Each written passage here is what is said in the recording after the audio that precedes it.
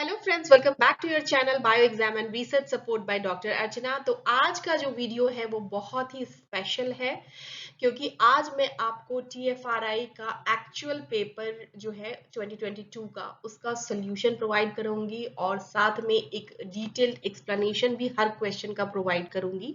ये पार्ट 1 है जिसमें रेलेवेंट सेक्शन के 20 क्वेश्चंस मैंने कवर किए हैं, बाकी के 20 मैं नेक्स्ट वीडियो में करूंगी जो मोस्ट प्रोबेबली आज इवनिंग तक या कल मॉर्निंग तक आपको मिल जाएगा। And before I begin this particular session, I just wanted to thank one of our subscribers for sharing this paper with me. And हम सबको उनके लिए एक we should clap for him because he shared the question paper with us, जो उन्होंने एक senior से उन्हें मिला था।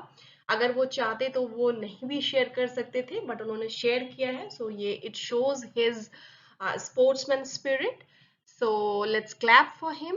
एंड अब हम लोग जो है वो इस वीडियो में क्वेश्चंस देखेंगे, लेकिन उससे पहले मैं कुछ और भी एक्सप्लेन करना चाहती हूँ। तो देखो, प्रीवियस ईयर क्वेश्चंस जो होते हैं, जिस एग्जाम को आप जिसके लिए अपियर हो रहे हो उसी का क्वेश्चन जब आप सॉल्व करते हो तो बहुत ज्यादा बेनिफिट होता है। क्यों होता है? क्योंकि हमें लेवल ऑफ क्वेश्चंस पता चलते हैं। अब देखो, जैसे फोटोसिंथेसिस चैप्टर है या कोई भी चैप्टर आप ले लो, लेकिन एग्जाम जैसे टीए के लिए जब ये एग्जाम है तो उसका लेवल अलग होगा, अगर वो सीएसआईआर नेट है तो और डिफिकल्ट लेवल का होगा। तो इस तरीके से क्या होता है कि जब हम उस पर्टिकुलर एग्जाम का पेपर देखते हैं तो हमें क्वेश्चंस के लेवल का पता चलता है, जो बहुत जरूरी है। क्योंकि अगर सुपरफिशियल लेवल के क्वेश्चंस आते हैं और हम बहुत ज्यादा डीपली एक दो टॉपिक पे लगे पड़े हैं तो वो उससे हमारा टाइम जो है वो खराब होता है। तो डीपली तो पढ़ना चाहिए, लेकिन जब एग्जाम बहुत नजदीक हो तो सब कुछ कवर करना होता है, तो क्वेश्चन पेपर के का जो लेवल है उसके हिसाब से ही पढ़ना चाहिए। सेकेंडली, हमें पता चलता है कि फ्रिक्वेंटली आस्क्ड क्वेश्चंस कौन से हैं। जैसे कि पूरा सिलेबस है लेकिन कोई क्वेश्चन बार बार आ रहा है डिफरेंट डिफरेंट एग्जाम्स में, तो वो हमें पता चलता है। एंड थर्ड थिंग है कि आपको इम्पोर्टेंस पता चलता है, वेटेज पता चलता है कि किस चैप्टर से कितने क्वेश्चंस आ रहे हैं, किस पे ज्यादा फोकस हो रहा है। और सबसे इम्पॉर्टेंट चीज कि हम सेल्फ इवेल्युएशन कर पाते हैं कि हम कहाँ स्टैंड कर रहे हैं, हमारी प्रिपरेशन कैसी है, और अगर ये अच्छी है तो हम लोग कॉन्फिडेंट भी फील करते हैं। तो इसीलिए प्रीवियस ईयर क्वेश्चंस जितना सॉल्व कर सको। अब देखो, जैसे कि इस एग्जाम के पेपर्स इतने अवेलेबल नहीं है नेट पे हर जगह, पर जो भी हमारे पास अवेलेबल है उसको अगर करके हम लोग जाते हैं तो एक कहीं ना कहीं कॉन्फिडेंस तो रहता ही है। जब मैंने टीएफआरआई का क्वेश्चंस मतलब मैं सॉल्व कर रही थी और देख रही थी कि क्या क्या क्वेश्चंस आए हैं जो मैं आज आपके साथ डिस्कस करूंगी, तो मैंने देखा कि बहुत सारे क्वेश्चंस जो है ना वो एचएफआरआई से रिलेटेड है, बहुत सारे आईएफजीटीवी से रिलेटेड है, तो ये रिलेटेड होते हैं क्योंकि आफ्टर ऑल सिलेबस तो एक ही है और लेवल ऑफ क्वेश्चन भी सेम रखना है। तो इस तरह का होता है। Now let's get started with the actual question paper. चलो अब स्टार्ट करते हैं। क्वेश्चन नंबर 61 टू 80 इस वीडियो में कवर होगा। तो 61 नंबर क्वेश्चन जो है वो जूलॉजी का है, एनिमल फिजियोलॉजी और नर्वस सिस्टम से रिलेटेड है ये। तो क्वेश्चन पूछ रहा है, olfactory lobes are concern with. जो लोग रूट वर्ड्स पढ़ते हैं उनको पता होगा कि ऑल्फैक्टरी जो है ना वो स्मेल से रिलेटेड होता है। खैर, अब मैंने यहाँ पे क्वेश्चन जो है हिंदी और इंग्लिश दोनों में डाल दिए ताकि जो स्टूडेंट हिंदी मीडियम के हैं उनको भी करेक्ट आंसर मिल जाए। हालांकि बहुत सारे टर्म्स मुझे हिंदी के मतलब प्रैक्टिकली उतने नहीं पता है, बट यहाँ पे अगर मैंने क्वेश्चन डाल दिया है तो दे कैन इजिली अंडरस्टैंड। और अब देखो, अब ये तो हमें पता चल गया कि सेंस ऑफ स्मेल जो है वो ऑल्फैक्टरी लोब्स उसके लिए रिस्पॉन्सिबल होते हैं, लेकिन बाकी के जो ऑप्शंस हैं उसको हम लोग नहीं छोड़ेंगे क्योंकि हमें उसको भी जानना है कि उसका क्या होता है। तो जो इनवॉलेंट्री मूवमेंट्स होते हैं वो उसको कौन करता है कंट्रोल? तो सेरिबेलम और मेडुला जो होता है ना वो पार्ट उसके लिए रिस्पॉन्सिबल है। स्मेल के लिए मैंने बता ही दिया कि ऑल्फैक्टरी लोब्स जो होते हैं वो इन स्मेल को मतलब सेंस करते हैं, सिग्नल को पकड़ते हैं। और सेंसरी इम्पल्सेस तीसरा ऑप्शन है। तो ये तो खैर अलग अलग पार्ट्स में होता है सेंसरी इम्पल्सेस, तो ये इसके लिए स्पेसिफिक तो है ही नहीं। फिर है साइट। तो साइट का क्या होगा? देखो, ऑप्टिक वर्ड हमेशा आंख के लिए आता है, तो ऑप्टिक लोब्स जो होते हैं या ऑसिपिटल लोब जो होते हैं वो साइट के लिए इंपॉर्टेंट है। तो देखो, एक चीज और मैं बताऊंगी यहाँ पे कि जब भी आप किसी भी एग्जाम का प्रीवियस ईयर क्वेश्चन सॉल्व कर रहे हो जैसे मैंने अभी बता दिया कि olfactory lobes are concerned with sense of smell, इतना ही पढ़ने से काम नहीं चलेगा, आप उसमें जितने भी ऑप्शंस है ना उसको भी पढ़ लो, तो साथ के साथ आपको पता चल जाएगा कि इनवॉलेंट्री मूवमेंट के लिए मेड्यूला एंड जो लाइक सेरिबेलम है वो रिस्पॉन्सिबल है, सेंस ऑफ स्मेल के लिए ऑल्फैक्टरी लोब्स है, सेंसरी इंपल्सेस के लिए क्या है कि उसके लिए अलग अलग लाइक एरिया में वो डिपेंड करता है, और साइट जो है वो ऑप्टिक लोब्स या ऑसिपिटल लोब्स करते हैं। तो इस तरीके से पीवाईक्यू को पढ़ने का ये सही तरीका है। नेक्स्ट क्वेश्चन जो है वो ऑर्निथोलॉजी और मतलब द स्टडी ऑफ बर्ड्स जो होता है उससे रिलेटेड है। तो इसमें कह रहा है the migration of birds from north to south and vice versa is called latitudinal migration, longitudinal migration, partial migration, irregular migration. अगर आपको ये टर्म्स पता है तो इस क्वेश्चन का बताओ, कुछ भी डेप्थ नहीं है, जिसको पता है कि इन टर्म्स का क्या मतलब है उसको आई थिंक 30 सेकेंड भी नहीं लगेगा, 20 सेकेंड में वो इस क्वेश्चन को सॉल्व कर देगा। इसका आंसर है लैटिट्यूडिनल माइग्रेशन। तो क्या होता है जब बर्ड्स नॉर्थ से साउथ या साउथ से नॉर्थ मूव करते हैं तो इसे हम लोग लैटिट्यूडिनल माइग्रेशन बोलते हैं। और जो लॉन्गिट्यूडिनल माइग्रेशन है जब बर्ड्स ईस्ट से वेस्ट या वेस्ट से ईस्ट जाते हैं तो उसको हम लोग क्या बोलते हैं, लॉन्गिट्यूडिनल माइग्रेशन। पार्शियल माइग्रेशन क्या होता है, एक ही स्पीशीज के सिर्फ कुछ बर्ड्स माइग्रेट करते हैं बाकी वही रहते हैं, तो उसको पार्शियल माइग्रेशन बोलेंगे। और इरेगुलर माइग्रेशन में क्या होता है, इसमें कोई फिक्स्ड पैटर्न नहीं होता है, यूजुअली फूड शॉर्टेज या वेदर डिस्टरबेंस की वजह से वो माइग्रेट करते हैं, तो इसे इरेगुलर माइग्रेशन कहते हैं। तो आपको क्या क्या पता चल गया, यहाँ पे आपको पता चल गया what is latitudinal migration, north से साउथ या साउथ से नॉर्थ जब मूव करते हैं, माइग्रेट करते हैं बर्ड। फिर लॉन्गिट्यूडिनल माइग्रेशन में क्या होता है, east to west, west to east जब करते हैं तो उसको लॉन्गिट्यूडिनल बोलेंगे, याद हो गया आप लोगों को। और पार्शियल माइग्रेशन कब होता है, जब कुछ ही एक ही स्पीशीज के सिर्फ कुछ बर्ड्स माइग्रेट करते हैं। और इरेगुलर माइग्रेशन क्या हो गया, जहाँ पे कोई फिक्स्ड पैटर्न नहीं होता है, यूजुअली फूड शॉर्टेज या वेदर डिस्टर्बेंस की वजह से ये होता है। ठीक है, अब मुझे लगता है आपको याद भी हो गया होगा साथ के साथ। मूविंग टू क्वेश्चन नंबर 63, तो अभी एक लाइन से सारे जूलॉजी के क्वेश्चन आ रहे हैं, ये सर्कुलेटरी सिस्टम का है। तो पूछ रहा है पेसमेकर, वर्ड आपने बार बार सुना होगा, किसी को पेसमेकर लगाना पड़ गया, ये सब सुना होगा कभी हार्ट पेशेंट को। तो the pacemaker of mammalian heart is called as, तो इसका आंसर होगा SA node, that is sinoatrial node.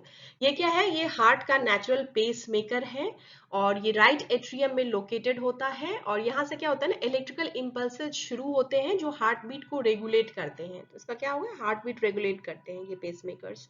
बाकी के सब जो है उनका अलग फंक्शन है, वो इससे रिलेटेड नहीं है। Now moving to the next question, so which amino acid hold the substrate in place while catalysis is taking place। अब इसमें बोल रहा है catalytic residues, binding residues, structural residues, non essential. देखो ये ना मतलब बहुत ही बेसिक क्वेश्चन है बायोकेमिस्ट्री का। तो बोल रहा है which amino acids hold the substrate in place while catalysis is taking place, क्या क्या करेगा, कौन सा होगा। तो इसका आंसर होगा बाइंडिंग रेसिड्यूज। तो बाइंडिंग रेसिड्यूज क्या होते हैं, वो एमाइनो एसिड होते हैं जो सबस्ट्रेट को एंजाइम के एक्टिव साइट में पकड़ के उसको होल्ड करके रखते हैं ताकि जो रिएक्शंस है ना वो प्रॉपरली हो सके। तो ये हाइड्रोजन बॉन्ड्स, आयोनिक इंटरेक्शंस या हाइड्रोफोबिक इंटरेक्शन के थ्रू सबस्ट्रेट को स्टेबलाइज करते हैं। क्या होगा इसका आंसर, बाइंडिंग रेसिड्यूज। अब कैटालिटिक रेसिड्यूज का क्या फंक्शन होगा, ये डायरेक्टली केमिकल रिएक्शन में इन्वॉल्व होते हैं। फिर स्ट्रक्चरल रेसिड्यूज का क्या रहता है कि ये एंजाइम की 3D जो स्ट्रक्चर होती है ना उसको मेंटेन करते हैं।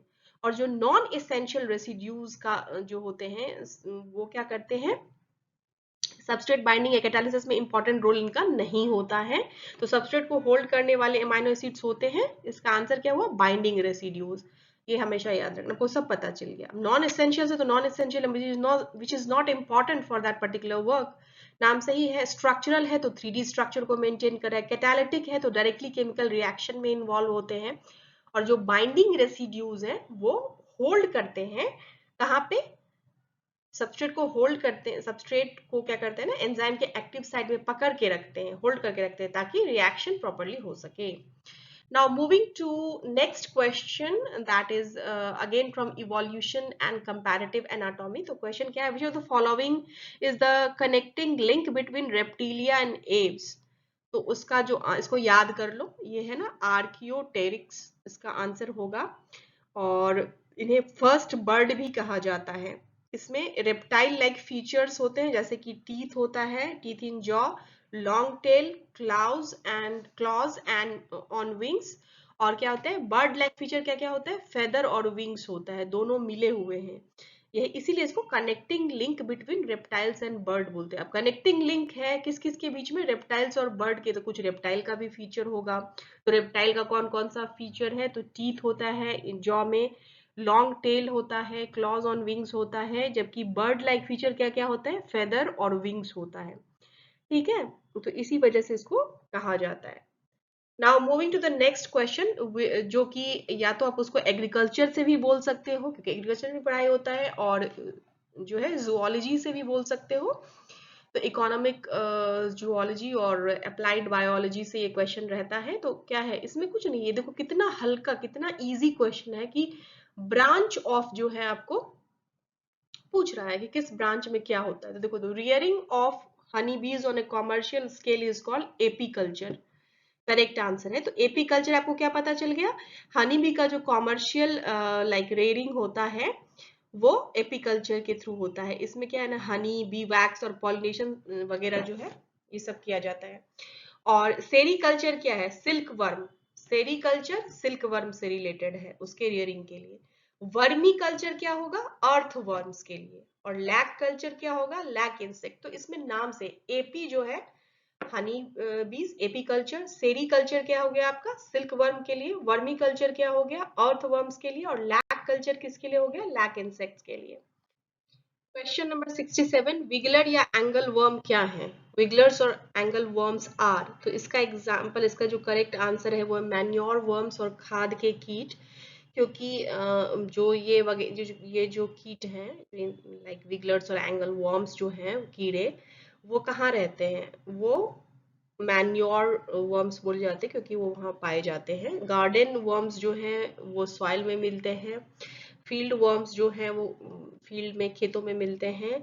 रेड वर्म्स जो है कंपोस्टिंग में यूज होते हैं। और जो मैन्योर वर्म्स है वही विगलर्स और एंगल वर्म्स यहीं पे होते हैं मैन्योर में।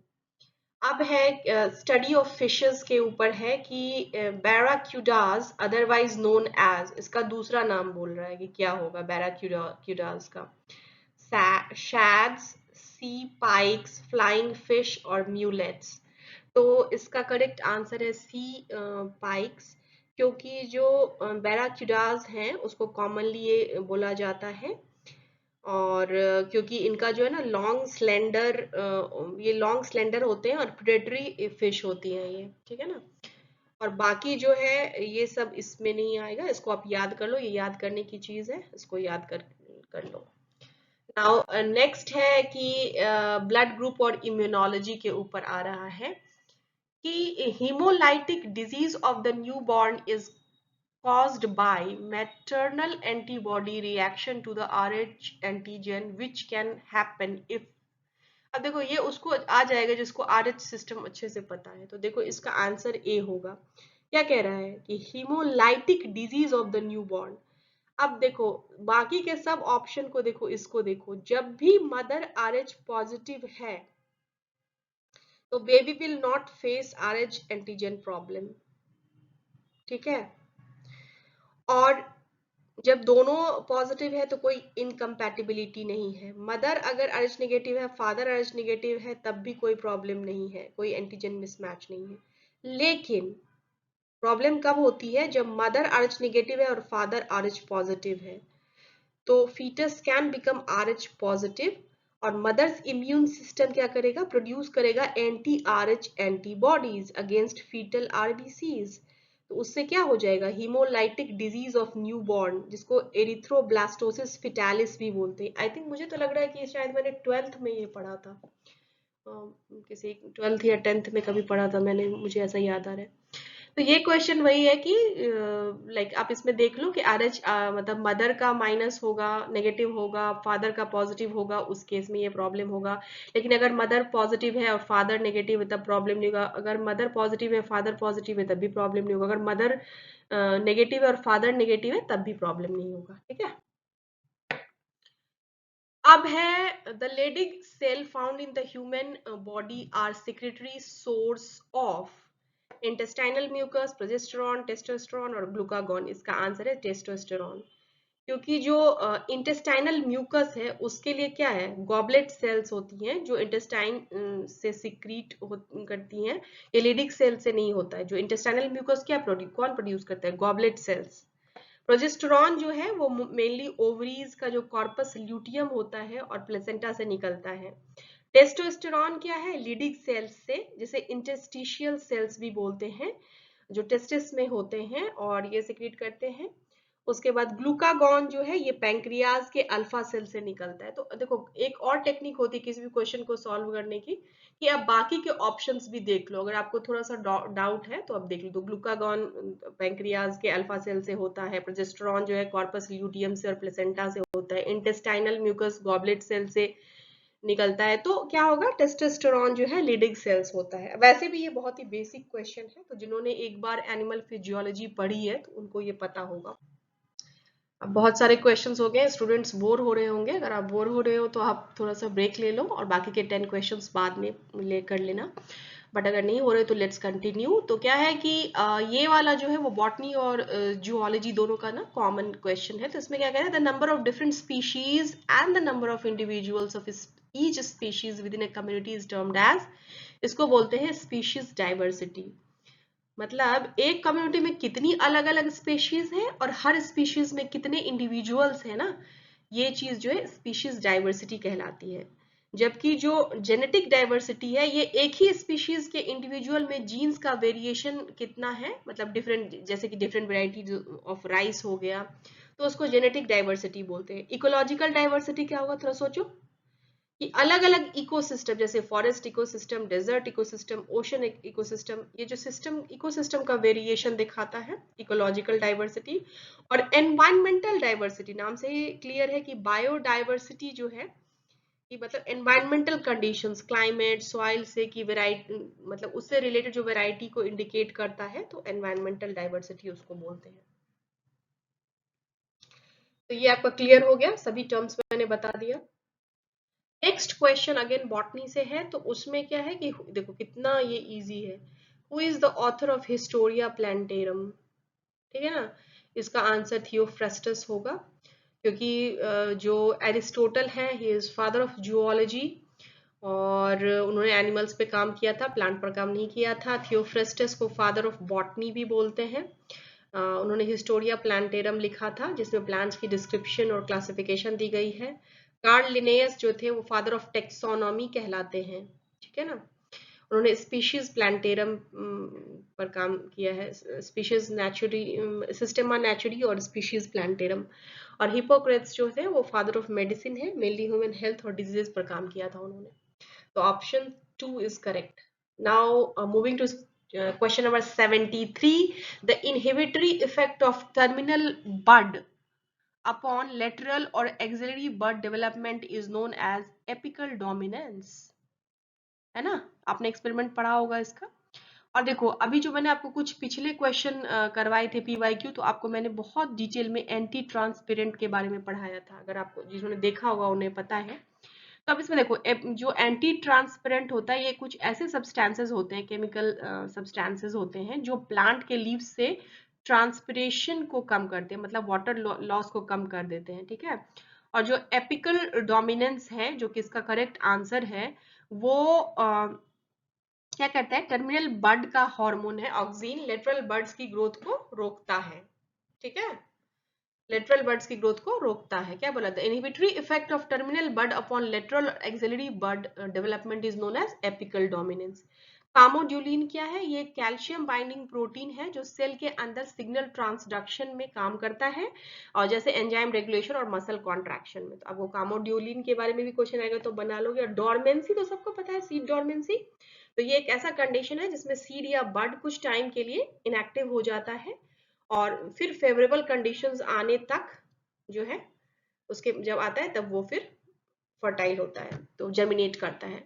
सो इस क्वेश्चन में स्पेसिफिकली टर्मिनल बड का इनहिबिटरी इफेक्ट पूछा गया है, इसीलिए इसका आंसर क्या होगा, एपिकल डोमिनेंस। क्वेश्चन नंबर 74 पे हम लोग आ गए हैं, बस 6 क्वेश्चन ही बचे हैं। तो the peripheral layer of cytoplasmic matrix which is relatively non-granular, viscous, clear and rigid is, क्या बोल रहा है, सेल वॉल। अब खुद ही सोच लो, प्लाज्मा मेम्ब्रेन, एंडोस्पर्म और सेल कॉर्टेक्स। तो जो सेल बायोलॉजी का बहुत ही बेसिक जो जिन्होंने स्ट्रक्चर पढ़ा है तो उन्हें पता है कि the peripheral layer of cytoplasmic matrix which is relatively non granular, viscous, clear and rigid. तो क्या है ये, अब इसका सेल वॉल क्यों नहीं होगा, ये प्लांट सेल का रिजिड आउटर लेयर है और मेनली सेल्यूलोज से बना है, तो ये वाला तो गया रिजिड वाला। उसके बाद है प्लाज्मा मेम्ब्रेन, क्या है, ये सिलेक्टिवली परमिएबल मेम्ब्रेन है जो सेल वॉल और साइटोप्लाज्म के बीच होती है और विस्कस और ग्रेन्युलर नहीं होती। उसके बाद क्या है, एंडोप्लाज्म, तो ये साइटोप्लाज्म का इनर पार्ट होता है जो ग्रेन्युलर और ऑर्गेनेल से भरा होता है। और सेल कॉर्टेक्स जो है वो साइटोप्लाज्म का पेरिफेरल लेयर होता है जो कि नॉन ग्रेन्युलर होता है, विस्कस होता है, क्लियर और थोड़ा राइट मतलब रिजिड होता है। तो ये सेल शेप मेंटेन करने में हेल्प करता है और मूवमेंट ऑफ ऑर्गेनेल सपोर्ट करता है। तो सबका फंक्शन देख लिया। बाकी के भी जो अब आप क्या कर सकते हो कि अगर आपने रिवाइज नहीं किया अभी तक तो जाके सेल बायोलॉजी खोलो चैप्टर, और उसमें किस ऑर्गेनेल का क्या फंक्शन है और उसका क्या कंपोजिशन है ये एक बार देख लो। 2 से 4 मिनट लगेगा और आपका इससे रिलेटेड जो भी क्वेश्चंस आएंगे आप इजीली सॉल्व कर पाओगे। एग्रीकल्चर या इकोनॉमिक बॉटनी से अगेन एक क्वेश्चन आया है कि टेक्समती is a registered trademark band of aromatic rice grown in India, Japan, United States and Bangladesh। तो इसका 3 आएगा, यूनाइटेड स्टेट्स, क्योंकि इंडिया का जो फेमस एरोमेटिक राइस है वो बासमती है, सोना मसूरी है। और जापान का aromatic rice mainly short grain japonica rice है। फिर यूनाइटेड स्टेट में टेक्स मैटी, अगर वो लोग बोलते होंगे टेक्स मैटी तो टेक्स मैटी नहीं तो टेक्स मती इन इंडिया राइस यूएसए में डेवलप और कल्टीवेट किया गया एरोमेटिक लॉन्ग ग्रेन राइस। और बांग्लादेश जो है वहां पे का जो फेमस एरोमेटिक राइस है वो क्या है, कतरी भोग, ये सब है। और टेक्समती वहां पे नहीं होता है, तो आपको पता चल गया। ठीक है, अब है transposon theory of jumping genes is related to, इसका आंसर है मेज। और बारबरा मैकक्लिंटॉक जो थी उन्होंने इस पे रिसर्च किया था और जंपिंग जीन्स को खोजा था। अगर आपको इसमें इंटरेस्ट है और आप इसके बारे में ज्यादा जानना चाहते हो तो मेरे चैनल पे एक शॉर्ट वीडियो आपको मिल जाएगा जिसमें मैंने पढ़ाया है बहुत ही इंटरेस्टिंग वे में स्टोरी टेलिंग से कि ट्रांसपोजोन जो है को कैसे डिस्कवर किया था बारबरा मैकक्लिंटॉक ने। ठीक है, अब है 12 sets of chromosome in the nucleus represents. अब देखो मैं इसमें नहीं बताऊंगी, कौन कौन बताएगा मुझे कमेंट करके बताओ। चलो मैं बताती हूँ। देखो इस क्वेश्चन क्या है, आपको पता है हेप्टा का मतलब 7 होता है, ऑक्टा 8, डे का मतलब क्या होगा 10 और 2 डे का मतलब क्या होगा 12। तो क्या बोल रहा है, 12 sets of chromosome in the nucleus represents do decaploid, है ना। ये टर्म से रूट वर्ड से आपको पता चल गया आंसर। अब है the sites where randomly cloned sequences are known to hybridize uniquely, क्या बोल रहा है, the sites where randomly cloned sequences are known to hybridize uniquely, RFLP, VNTRs, STS, ESTs। तो इसका आंसर है STS। RFLP जो होता है ये डीएनए फ्रेगमेंट्स होते हैं और हाइब्रिडाइजेशन तो ये इनका करते हैं लेकिन इनका जो है ना यूनिक नहीं होते हैं। VNTRs जो है वो रिपीटेटिव डीएनए सीक्वेंस होते हैं और हर साइट यूनिक नहीं होती है इनकी। उसके बाद जो STS है ये शॉर्ट यूनिक डीएनए सीक्वेंसेस होते हैं जहां प्रोब्स इजीली हाइब्रिडाइज कर सकते हैं। तो इसका आंसर है, और EST एक्सप्रेस्ड सीक्वेंस टैग होता है। तो ये थोड़ा सा अगर आपने पढ़ा हो एग्रीकल्चर में जो मार्कर्स वगैरह पढ़ाए गए हैं, अगर किसी ने पढ़ा तो उनके लिए तो इजी है, बाकी लोग आप एक बार देख लो। इसका आंसर STS होगा। अब है 79, a system of assigning number symbols to event in order to label them is. एक बार पढ़ो क्वेश्चन को क्या बोल रहा है, system of assigning number symbols to event in order to label them is dash। क्या बोल रहा है? Ratio scale, interval scale, ordinal scale और नॉमिनल स्केल। तो ये स्टैटिस्टिक्स का रिसर्च मेथोडोलॉजी का क्वेश्चन है। एग्रीकल्चर का मान लो, जुओलॉजी का मान लो, जिसका भी मान लो। तो इसका आंसर है नॉमिनल स्केल। लेकिन क्या आपको पता है कि बाकी के स्केल का क्या मतलब है? अगर नहीं पता है तो ध्यान से सुन लो। जो रेशियो स्केल है ये यहाँ गलत है, क्योंकि रेशियो स्केल में नंबर्स क्वांटिटेटिव मेजरमेंट के लिए होते हैं, ठीक है ना, क्वांटिटेटिव मेजरमेंट के लिए। इंटरवल स्केल में क्या होता है? ये इक्वल इंटरवल्स होते हैं। और ऑर्डिनल स्केल में क्या होता है? ये रैंकिंग या ऑर्डर दिखाया जाता है। जब नॉमिनल स्केल है, क्योंकि नॉमिनल स्केल में नंबर को सिर्फ इवेंट्स या कैटेगरीज को लेबल करने के लिए असाइन किया जाता है और अरिथमेटिक ऑपरेशंस अप्लाई नहीं होते हैं, तो ये नॉमिनल स्केल हो जाएगा। तो थोड़ा स्टैटिस्टिक्स का है, इतना भी कॉमन नहीं है, लेकिन अगर आप याद कर सकते हो तो याद कर लो। Now moving to next question. Dash is an example for an evergreen species. तो इसका क्या क्या है? ये फॉरेस्ट्री का भी हो सकता है, बॉटनी का भी। तो इसका ऑप्शन 4 करेक्ट है, क्योंकि जो है ये एवरग्रीन ट्री है और साल भर पत्ते हमेशा इसमें होते हैं। सीजियम क्यूमिनी, अगर मैं करेक्ट प्रोनाउंसिएशन कर रही हूँ तो यही है इसका। और ये जो है वो एवरग्रीन स्पीशीज है, क्योंकि ये साल भर जो है होते हैं। तो ये करेक्ट आंसर है। बाकी सब जो है वो एवरग्रीन नहीं है। तो आप इस तरह से, आपको मैंने पूरा एक्सप्लेन कर दिया है क्वेश्चन। बाकी के 20 क्वेश्चन नेक्स्ट वीडियो में आएगा, जो आज रात को या फिर कल सुबह आपको बिल्कुल मिल ही जाएगा।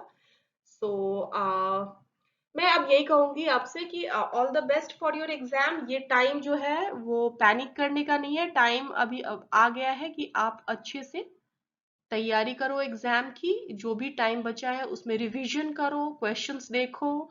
लेवल बहुत ज्यादा टफ नहीं है, ठीक ठाक है। पढ़ के जाना है, इन्फॉर्म रहना है। और अगर एग्जाम हॉल में आपको ऐसा लगे कि क्वेश्चंस कुछ आपको नहीं आ रहे हैं, 50-50 है, तो आप स्मार्ट गेसिंग भी कर सकते हो इन सम क्वेश्चंस, जिसमें बाकी के आप, मैं जैसे मैंने एक क्वेश्चन में भी दिखाया था, तो बाकी के ऑप्शंस देख लो। अगर वो आपको पता है और जो आंसर है वो पता नहीं है, तो उनको एलिमिनेशन टेक्निक से आप इसको सॉल्व कर सकते हो। आई होप ये वीडियो आपको अच्छा लगा होगा। और अगर आपको आपकी कोई भी क्वेरी है एग्जाम से रिलेटेड, तो आप मुझे इस वीडियो के नीचे कमेंट करके पूछ सकते हो। Thank you so much for watching. See you in the next video.